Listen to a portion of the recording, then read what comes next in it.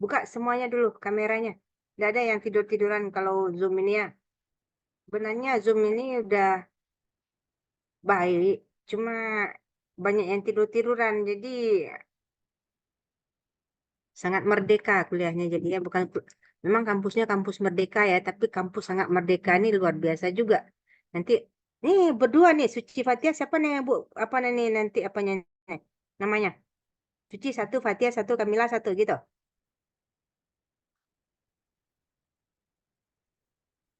Ada yang berdua ya?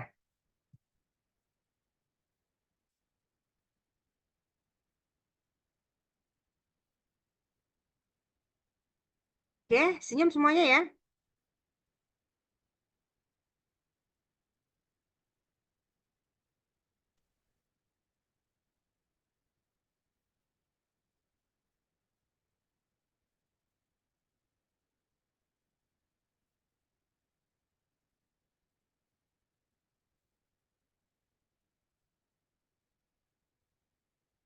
Bisa jelas suara Ibu? Bisa, Bu. Jelas, Bu. Jelas ya. Oke. Di perkuliahan kita mulai ya. Assalamualaikum warahmatullahi wabarakatuh.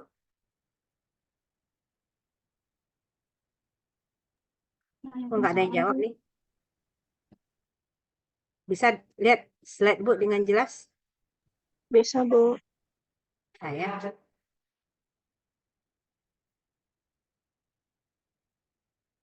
Oke.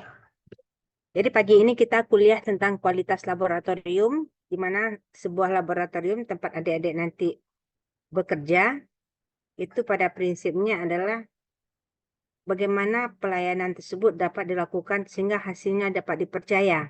Karena kalau kualitas laboratorium tidak hanya bersifat dari reagensia, tapi semua yang ada di laboratorium, mulai dari pra-analitik, analitik dan pasca analitik, dan juga ADM, administrasi juga harus berkualitas.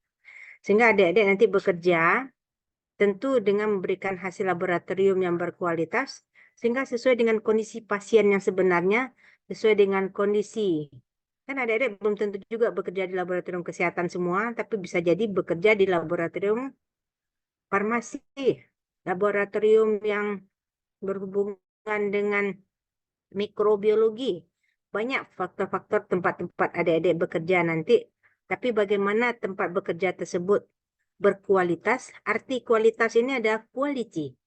Kalau kualitas berarti memang apa namanya itu, mutunya memang sudah sesuai betul gitu, sesuai dengan yang ditetapkan oleh standar internasional adalah standar WHO ya. Oke.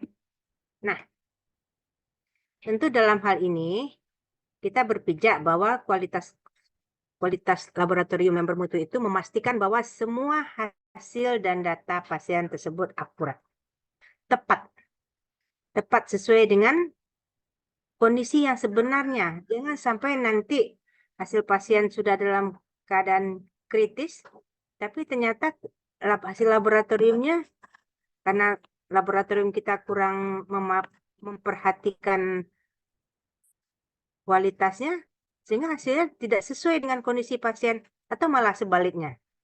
Pasien normal-normal saja, tapi hasil laboratorium kita, karena kita kurang perhatian dengan hal-hal yang mungkin dianggap sepele ya, sehingga hasil pasien tersebut jauh daripada yang diharapkan.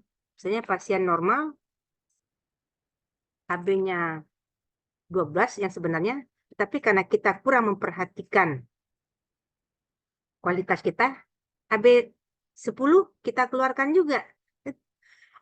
Itu hal ini nanti berhubungan dengan bagaimana dokter penanggung jawab klinik yang membaca dari hasil laboratorium tersebut. Kok HB ibu ini matanya konjungtivanya aja bagus, merah, tapi HB-nya 10 ya. Ini yang bermasalah sampelnya kah? Atau memang pasiennya sendiri yang lagi matanya bermasalah. Nah, itu membuat keraguan. Sehingga disitulah nanti akan berhubungan dengan ketidakpercayaan orang terhadap hasil laboratorium. Tapi kalau sebuah studi yang dilakukan oleh Ibrahim dan timnya, itu menemukan bahwa hasil laboratorium yang tidak memuaskan berasal dari banyak faktor ternyata. Pertama, masalah administrasi. Administrasi berarti kita mengidentifikasi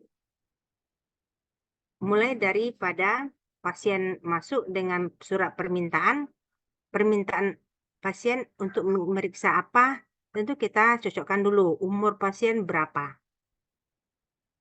jenis kelamin pasien apa. Sehingga dalam proses administrasi ini, kalau seandainya salah karena tergesa-gesa, kadang yang mengantarkan administrasi ini, permintaan laboratorium ini, keluarga pasien, kadang perawat, kadang ada petugas-petugas yang lain yang datang, sehingga kita tidak bertemu betul dengan pasien yang akan diambil sampelnya. Nah, kalau seandainya masalah administrasi ini sudah salah identifikasi, contoh jenis kelamin, namanya mungkin yang sering namanya sama itu kan contohnya apa? Kan laki-laki dan perempuan kadang-kadang ada yang sama namanya ya. Sebagai contohnya nama yang sama itu misalnya Tata. Kan Tata itu ada laki-laki, ada perempuan. Nah, di sini ternyata kita Tata yang mana ya? Tata laki-laki, ini Tata perempuan. Nah, dalam kondisi tersebut, karena tidak kita tergesa-gesa, HB antara wanita dan pria kan berbeda. Hemoglobin wanita itu normalnya 11 sampai 15, pria 12 sampai 16. Nah, kalau seandainya kita memikir, kalau sudah hasil pemeriksaan akhir kan tidak bertemu dengan pasiennya dokter yang mengotorisasi hasil. Ini Tata perempuan HB-nya 11. Ternyata Tata yang diambil sampel tadi adalah laki-laki. 11 kita katakan dalam batas normal. Oh, hemoglobin dalam batas normal. Ternyata setelah di cross-check, Tata yang diperiksa ini adalah Tata yang berjenis kelamin laki-laki. Jadi sebenarnya Tata ini anemi. Karena HB normal untuk laki-laki adalah 12 sampai 16. Nah, kondisi-kondisi tersebutlah makanya sebenarnya laboratorium tersebut harus memperhatikan kualitas kontrolnya, mutu dari kualitinya. Nah, kedua bisa berupa metodologi. Sekarang untuk proses metodologi, contohnya HB ya. Dulu, zaman dahulu kala ya, itu pemeriksaan hemoglobin masih menggunakan sahli. Tapi sekarang kita tidak menggunakan sahli lagi. Berkembang, sudah memakai metode Drapkin, menggunakan regen Drapkin. Sekarang kita sudah menggunakan proses dengan teknik yang lebih canggih, dengan alat hematologi analyzer yang lebih berkualitas. Nah, metodologinya berbeda. Kalau sahli tingkat kekerasan manusia ya, itu masih 20% kesalahannya. Tapi dengan metode sekarang itu kesalahannya kecil dari 3%. Nah, kondisi tersebut metodologi juga berperan. Bisa teknis pada materi profesiensi, nah, dan kesalahan dari ajak. Kadang-kadang kita kan kesalahan kita di situ banyak sekali nih. Karena sampel terlalu banyak, kita salah dalam identifikasi, salah dalam memasukkan karena tergesa-gesa. Tapi sekarang untuk memperbaikinya, pada sampel-sampel pasien tersebut sudah ditempelkan barcode untuk menghindari kesalahan. Dia apakah setelah ditempeli barcode tersebut masih tidak ada kesalahan? Kesalahan malah masih ada. Di mana? Di tempat penempelan barcode tadi ditempelkan, di tempat penerimaan sampel. Sampel diterima, barcode ditempelkan, ternyata yang tertempel barcode yang satu lagi karena menumpuk. Kita lupa pula nanya ke pasien apakah nama identitas tadi. Nah, kondisi-kondisi tersebutlah sebenarnya yang perlu kita memperhatikan kondisi-kondisi kualitas kerja kita.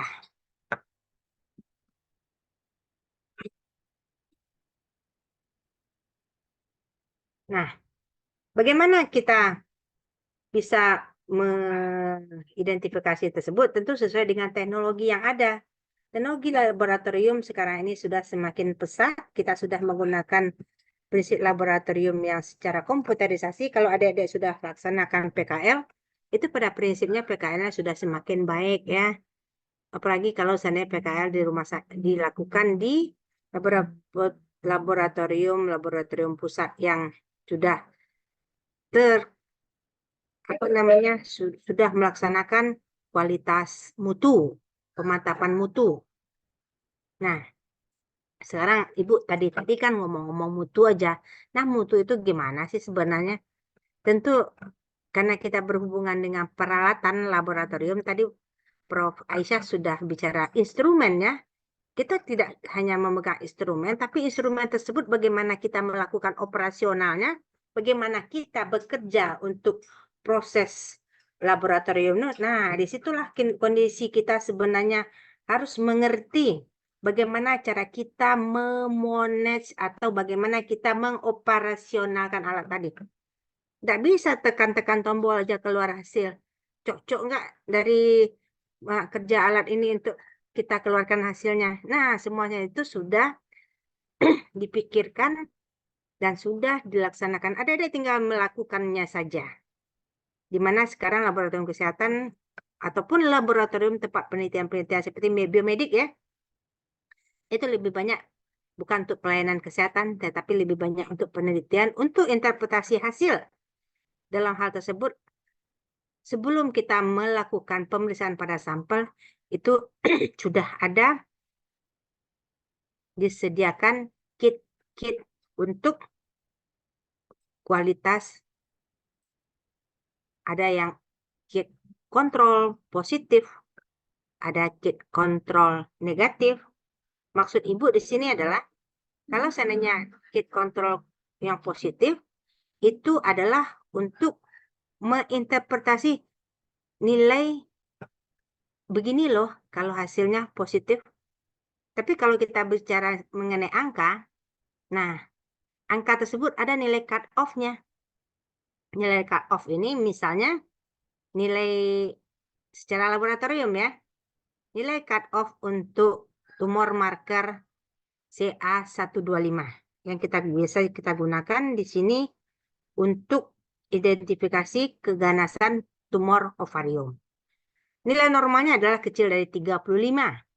Nah, kita katakan positif tinggi untuk CA125 itu kalau nilai secara ELISA kita mendapatkan nilainya lebih dari 35. Tetapi kalau seandainya hasilnya kecil dari 35, itu kita sampaikan bahwa hasil CA125 negatif. Itu kalau seandainya kita berdasarkan quality dan quantity, angka dan interpretasi hasil yang secara kualitas, positif atau negatif. Atau begini, kalau adik-adik jadi pagi-pagi sudah bicara angka ya, kalau seandainya pemeriksaan Widal, tahu itu pemeriksaan Widal untuk pemeriksaan apa? Ada yang bisa jawab? Widal. Widal untuk pemeriksaan apa? Ada pernah dengar Widal? Kok pada diam ya? Ada dengar Ibu nih? Izin Bu untuk Ya. tipes. Iya. Di sana ya. Jadi untuk diagnosis atau untuk screening, apakah di dalam darah seseorang terdapat antibodi untuk kuman Salmonella typhosa. Nah, untuk nilai positif, kita akan bisa melakukan pemeriksaan yang sudah disediakan pabrik ya. Itu sampelnya biasanya sampel berasal dari serum manusia. Hati-hati kalau seandainya adik-adik menggunakan kontrol nanti. Begitu diteteskan dengan sampel regen dan kita ambil kit yang positif, nanti akan setelah kita lakukan pemeriksaan akan ada aglutinasi yang bisa kita cross check. Oh, ternyata terbentuk reaksi antigen antibodi berupa aglutinasi pada sampel itu quality untuk kontrol yang positif. Tapi yang untuk negatif biasanya diberi sampel regen, diberi sampel yang kit negatif ya. Oh, ternyata tidak terbentuk aglutinasi. Nah, bagaimana kita menginterpretasikan pada pasien? Nah, interpretasi pada pasien adalah begitu sampel. Berarti kalau seandainya nilai positif nampak oleh mata secara nyata, itu kan yang kasar-kasar aja tuh. Negatif, ini loh contohnya. Nanti kita coba dengan sampel pasien lagi.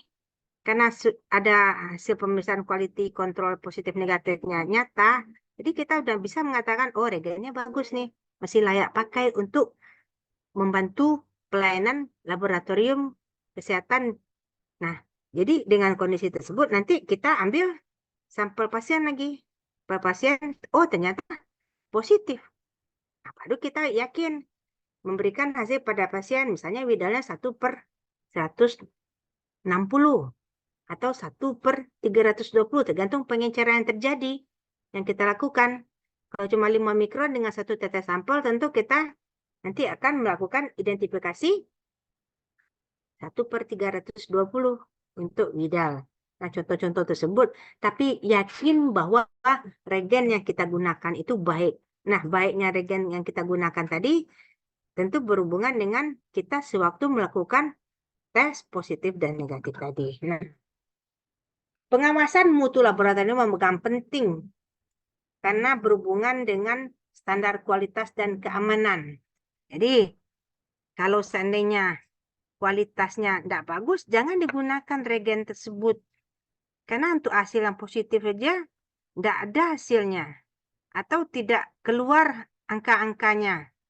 Karena kita kalau memakai alat ELISA, alat kimia klinik, atau alat hematologi, itu kan ada sampel kualitasnya yang untuk yang positif tinggi, ada yang normal, ada yang low.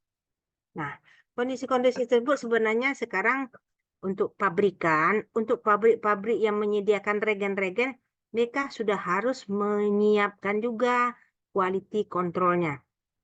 Karena semua sampel yang kita lakukan untuk pelayanan laboratorium ini tidak semuanya normal, tidak semuanya juga rendah, tidak semuanya tinggi.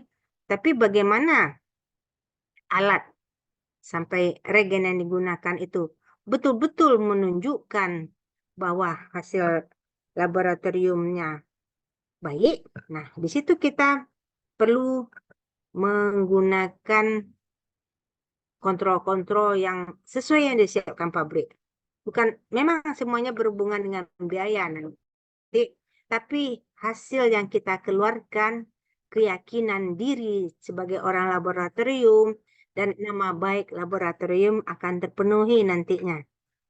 Karena kalau gagal memenuhi tersebut, tentu kita, kalau seandainya kita udah beli regen nih, ternyata vendornya tidak mampu untuk memenuhi. Ini kalau positif, mana kontrolnya nih? Kalau negatif, mana kontrolnya nih? Nah, kondisi-kondisi tersebut, kita bisa untuk memberi peringatan sebagai orang labor pada regulatornya atau penyedia atau produsen. Kita nggak bisa pakai regen ini kalau seandainya kontrolnya nggak ada. Ya, karena kalau seandainya kita gunakan juga, ternyata untuk menentukan mana yang tinggi, mana yang normal, mana yang rendah saja, mereka tidak mempunyai bukti nyata gimana kita melakukan pemeriksaan untuk pasien nantinya.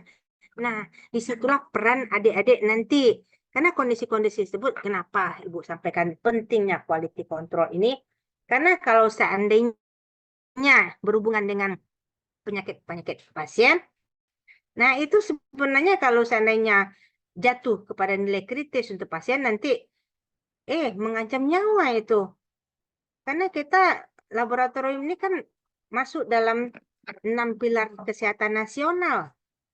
Nah, kondisi tersebut bisa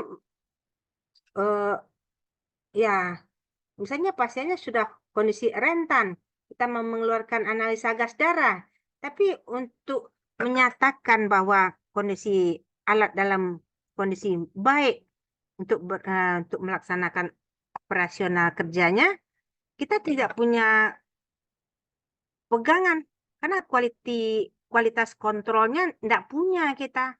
Nah, disitulah peran adik-adik sebelum menggunakan alat-alat laboratorium, hematologi, kimia klinik, analisa gas darah, atau serologi, lakukan dulu quality controlnya. Gimana sih hasil yang positif, gimana sih hasil yang negatif, bagaimana hasil normal. Nah, peran itu tersebutlah nanti. Kalau seandainya memang jatuh ke nilai kritis, pasiennya kan cepat diterapi oleh pasien. Misalnya analisa gas darah. Analisa gas darah ternyata dalam kondisi asidosis metabolik. Nanti dokter klinis begitu mendapatkan hasil, pasiennya kritis, ternyata asidosis metabolik, cepat diterapi. Sehingga asidosis metabolik tadi selamat. Tetapi kalau seandainya hasil yang kita keluarkan, ya, tidak sesuai dengan kondisi pasien. Pasien sudah asidosis metabolik, tapi karena kita tidak melakukan kontrol tadi, alat kita nyata error. Nyata pasien hasilnya alat menggunakan masih dalam batas normal juga hasil pasien. Tidak terjadi apa-apa. Kita mikir gitu juga. Wah, aman-aman aja nih. Padahal pasien udah jatuh ke asidosis metabolik. Tapi karena laboratorium kita kurang kita amati untuk pelaksanaan kualitas kontrolnya. Nah, disitulah dokter yang menerima hasil kan tentu pikir juga, oh, pasiennya aman. Tapi kenapa sesak napas begini ya? Akhirnya dokter yang sudah terbiasa dengan kondisi pasien, bau nafasnya aja udah bau nafas kusmol nih. Ini nggak mungkin nih. Nah, kadang-kadang disitulah intinya kalau kita tidak memperhatikan. Tapi kalau seandainya quality control, positif, bagus. Kualitas kontrol negatif, aman. Masuk nilai rank rujukan semuanya. Sesuai dengan pabrikannya, sesuai dengan ditetapkan oleh pabrik. Hasil kita keluarkan pasien walaupun kritis, apapun hasil pasien, tapi yang penting alat yang kita gunakan dalam batas aman untuk pelayanan. Nah, kita pede, percaya diri seorang laboratorium di situ. Oh, aman, memang pasiennya memang lagi bermasalah. Memang pasiennya dari kondisi kritis. Nah, kondisi tersebutlah yang membuat kita percaya diri untuk mengeluarkan hasil. Nggak apa-apa. Kok hasilnya kacau begini alat, tapi kontrol gimana tadi? Kontrol masuk, Bu. Ya udah, kalau kita mau keluarkan, mungkin pasiennya bermasalah. Kita kan nggak ketemu pasien. Kita ketemu cuma dengan sampel-sampel pasien. Nah, kondisi-kondisi tersebutlah peran adik-adik untuk yakin bahwa alat-alat dalam laboratorium berfungsi dalam keadaan baik. Oke? Nah, ini sudah ditetapkan oleh WHO bahwa sehingga layanan digunakan dengan percaya diri. Adik-adik sendiri sebagai pekerja laboratorium nanti percaya diri. Memang ini loh hasil pasien. Jawabannya tentu kualitas kontrol kita baik, normal, semuanya bagus, alat kita oke kok. Nah, gitu. Tapi oke-nya itu di mana? Oke-nya itu di pemeriksaan laboratorium sebelum kita melakukan pemeriksaan terhadap pasien. Nah, praktek ini tentu praktek yang baik untuk laboratorium sebagai pengendalian mutu, baik itu untuk laboratorium mikrobiologi maupun farmasi nanti. Hati-hati loh kalau saya dapat kerja di bagian farmasi nanti. Jangan sampai nanti lupa kalau seandainya obat-obat yang diberikan pada pasien adalah obat-obat yang berpengaruh, obat keras ya. Tapi kita sampaikan juga ya, vitamin B kompleks walaupun dalam batas aman, vitamin C dalam batas aman, tapi kalau seandainya pemberian yang berlebih, itu bisa membatu loh di ginjal. Makanya hati-hati pada pasien. Vitamin B dan vitamin C itu larut dalam air, tapi nanti kan kalau seandainya pasien yang kurang minum gimana? Siapa yang mau menghanyutkan yang larut dalam air tadi kalau bukan air? Nah, itu yang perlu sebenarnya kondisi-kondisi. Kan ada di dalam laboratorium manufacture obat itu. Banyak minum.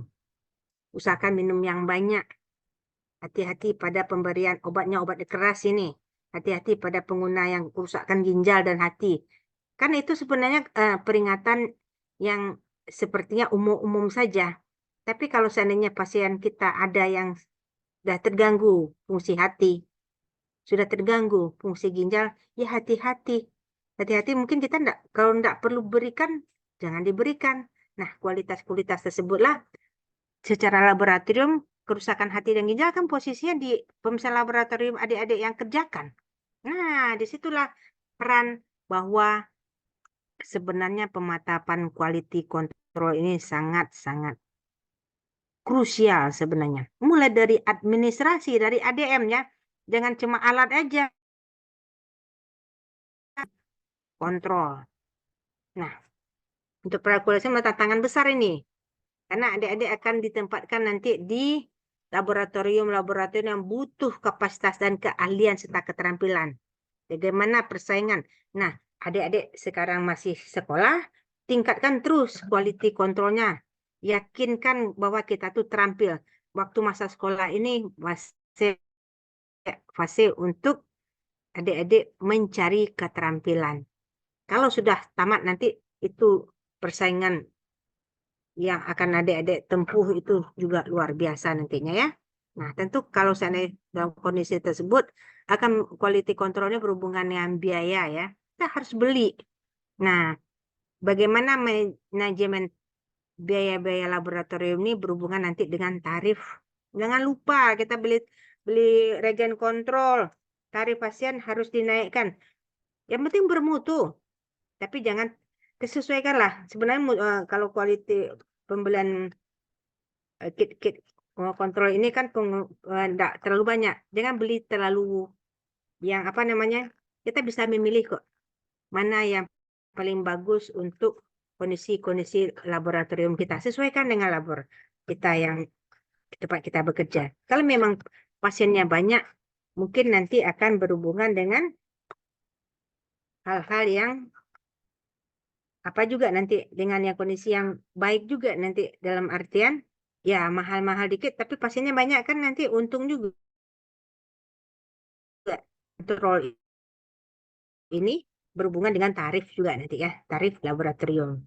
Tapi kalau seandainya laboratorium kecil gimana? Ya beli juga lah quality control yang jangan yang mahal-mahal, jangan yang sesuai dengan itu kan ada aja klasifikasinya. Ada yang sederhana, ada yang sedang, ada yang sangat canggih. Nah, kalau sangat canggih tentu alatnya juga canggih ya. Tapi kalau seandainya yang sederhana, alatnya juga sederhana. Oke? Nah, daftar produk, nah, pilihlah produk-produk yang berkualitas. Taunya kualitas apa? Sudah kita lakukan satu kali memberikan hasil yang nyata secara mata kita. Hasil yang nyata secara alat yang kita gunakan. Jangan nanti kita udah coba, hasilnya yang keluar bintang-bintang. Ada juga ibu bertanya nih, apa hasil laboratorium quality controlnya? Bintang-bintang, Bu, ya kan? Atau flag berupa sinyal-sinyal bahwa alat tersebut aneh gitu. Nah, kalau begitu kita juga mikir nih, loh, begitu kontrolnya enggak bagus ini. Kok bintang yang keluar? Harusnya angka dong yang keluar. Nah, kondisi tersebut itu di situ adik-adik harus banyak baca. Ini alatnya gimana sih cara kerjanya? Diamat-amati dulu peralatan yang akan kita gunakan. Habis itu gimana quality controlnya. Baru nanti kalau quality controlnya bagus, baru kita nanti berikan untuk operasionalkan alat tersebut untuk pelayanan kepada pasien atau pelayanan untuk penelitian. Boleh di mana aja. Tergantung laboratoriumnya untuk apa sih? Nah, yang jelas pabrik itu mengeluarkan udah lulus apa juga nih? Udah lulus uji. Dan quality control itu sesuai dengan pedoman. Ada cara-caranya. Ada sebenarnya kalau seandainya quality control untuk kimia klinik, bagaimana kita mengencerkannya dengan aqua ya. Jangan salah juga nanti encerkan dengan apa nih kualitas kontrol untuk kimia klinik? Dengan NaCl, Bu. Jangan. Itu salah besar itu. Pengenceran dengan Aquades steril kita cari kan. Nah, kalau seandainya pengenceran sampel, iya dengan NaCl. Hasilnya terlalu tinggi. Tidak terbaca oleh alatnya kita encerkan. Sehingga nanti hasilnya itu kita encerkan sampel dengan apa? Dengan NaCl. Tapi kepengenceran kontrolnya dengan Aquades. Makanya dibaca dulu sesuai dengan pabriknya suruh apa sih. Jangan sampai nanti salah interpretasi kita, salah kerja kita.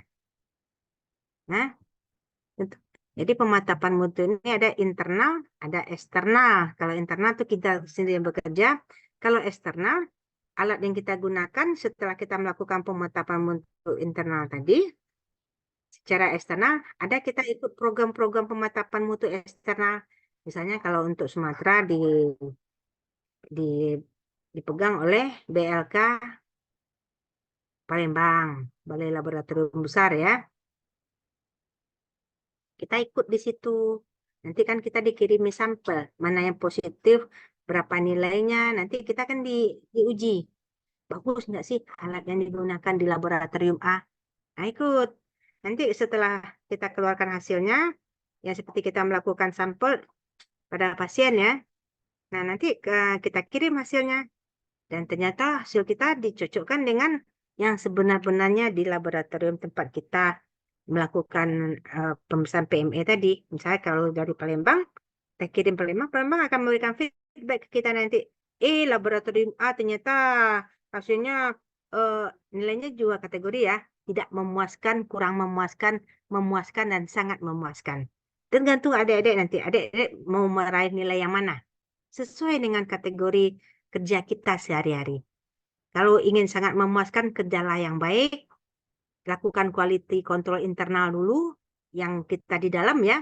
Itu baru kita ikut pelayanan pada sampel. Nah, kalau sangat memuaskan, tentu bagaimana kita menjaga supaya quality control kita tetap dalam kondisi memuaskan untuk selama-lamanya. Oke? Nanti Ibu kirim ke Hanifah apanya ya? Slide-nya ya. Oke, sekarang kita diskusi. Silakan.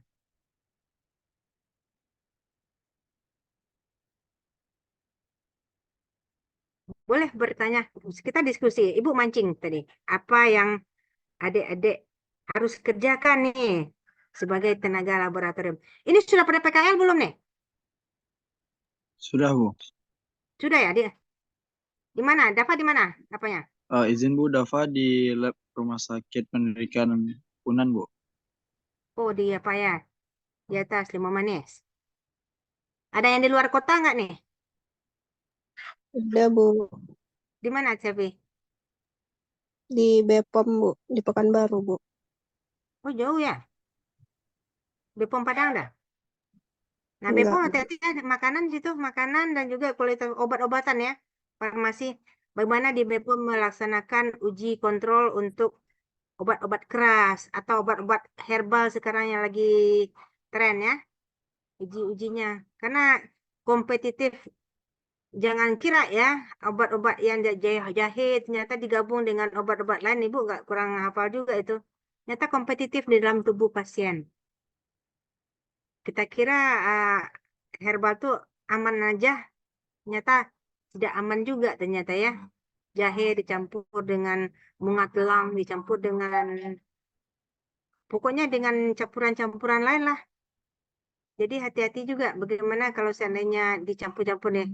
Individu sifatnya semuanya.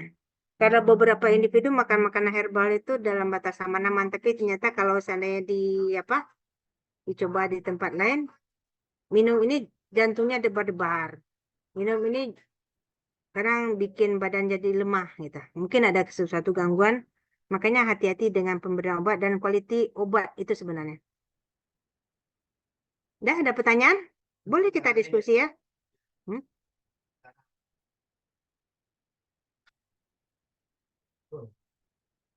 Hmm.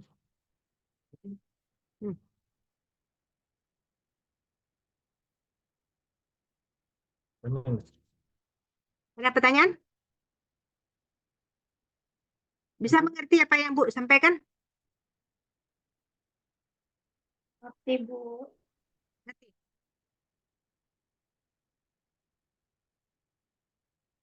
Dan kita gimana nih? Nih Pak, ada link apanya nak? Link untuk Ibu isi kayak Google Form-nya? Ada, Bu. Ini Pak kirimkan, Bu. Kirim ke Ibu ya. Yang lain ada pertanyaan? Ini ada yang berdua-dua ya, Umi Fitri sama Angger nih. Nah, Angger yang mana nih? Cewek apa cowok? 3 lagi. Di mana nih ke PKL-nya? Ini Bu ada Rio sama Lutfi Bu. Ya, tapi namanya nggak ada nih di daftar dedinya kan? Iya, Woi. benar diganti Bu. Iya, enak ya. Umi apa diapit oleh 2 cowok ganteng di sini nih. Ini juga nih Yufa Pramudia ada 3 lagi. Rame-rame ya. Ini pada di luar kota semua ya? Iya Atau Bu. ada- Berapa lama PKL-nya? 6 bulan, Bu. Lama ya. Hati-hati bekerja ya. Oke, masih ada pertanyaan? Atau kita tutup dulu? Bisa ya?